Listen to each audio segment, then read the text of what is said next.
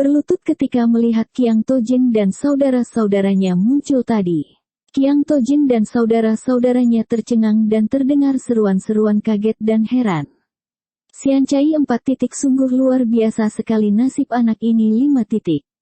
Akan tetapi, Tai Hiap menyesal bahwa hal itu tidak mungkin dapat dilakukan karena 5. Karena anak ini adalah orang Kunlun. Pai 4. Xin Jiu Kiamong mengerutkan alisnya dan pandang matanya berubah kecewa. Selama hidupnya dia selalu membawa kehendak sendiri dan tidak mempedulikan peraturan orang lain. Akan tetapi terhadap Kunlun Pai dia merasa sungkan dan dia tahu benar bahwa kalau memang anak ini seorang murid Kunlun Pai, amat tidak baik kalau dia memaksa dan mengambilnya sebagai murid, betapapun sukanya dia terhadap anak ini. Ia lalu menunduk dan bertanya kepada Kong Hong. Hong Ji anak Hong, benarkah engkau seorang anak murid Kunlun Pai?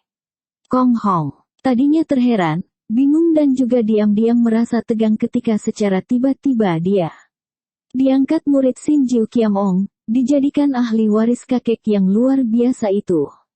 Namun, perasaan yang aneh sekali membuat hatinya menjadi besar dan bahagia dan timbul tekad di hatinya bahwa dia harus menjadi murid kakek ini, harus menjadi seorang pandai untuk menghadapi manusia-manusia jahat, terutama sekali manusia-manusia munafik yang banyak terdapat memenuhi jagat ini. Kini mendengar percakapan antara Tosu penolongnya dan Xin Jiu Kiamong, dia cepat berkata, pedang kayu harum lebih besar dari karya Ho Ping Ho lebih besar dari published by buyankaba.com.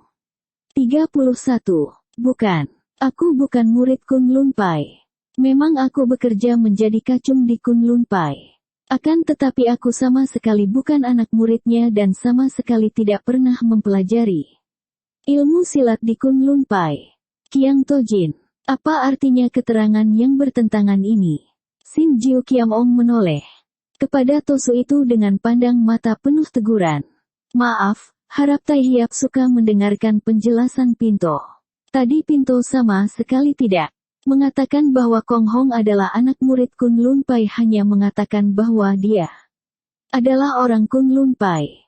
Hendaknya Tai Hiap ketahui bahwa anak ini berasal dari sebuah dusun yang dilanda bencana perampokan, seluruh keluarganya musnah dan secara kebetulan Pinto dapat menyelamatkannya dan membawanya ke Kunlun Pai.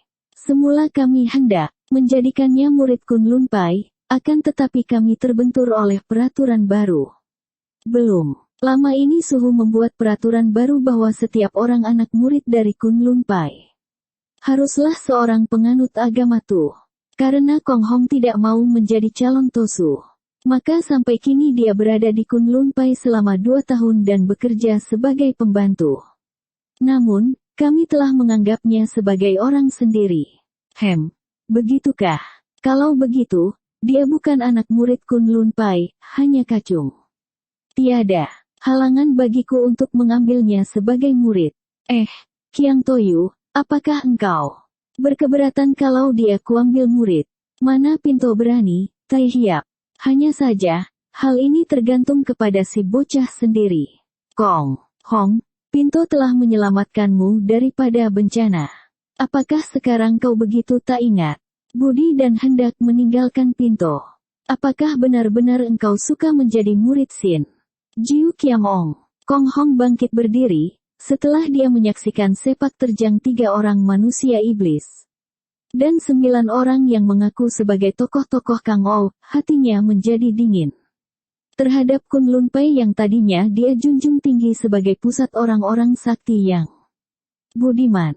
Ia memandang tajam kepada Qiang Tojin lalu berkata, Totiang, sampai mati pun saya tidak akan menyangkal bahwa Totiang telah menolong nyawa saya dan sampai mati pun saya akan selalu ingat dan akan berusaha membalas budi Totiang itu. Akan tetapi, apakah budi yang Totiang lepas itu mengandung pamrih agar selama hidup saya harus ikut dan menurut segala kehendak Totiang?